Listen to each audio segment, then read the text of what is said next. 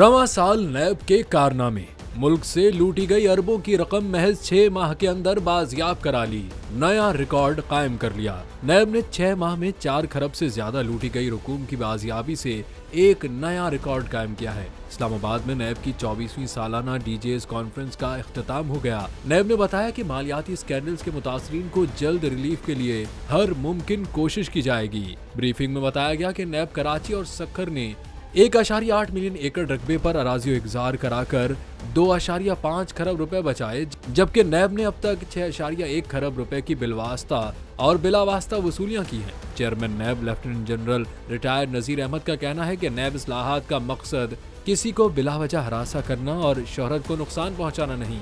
इस अमल को यकीनी बनाया जाएगा कि मुल्क में सरमायाकारी और इक्तिसादी तरक्की मुतासिर न हो।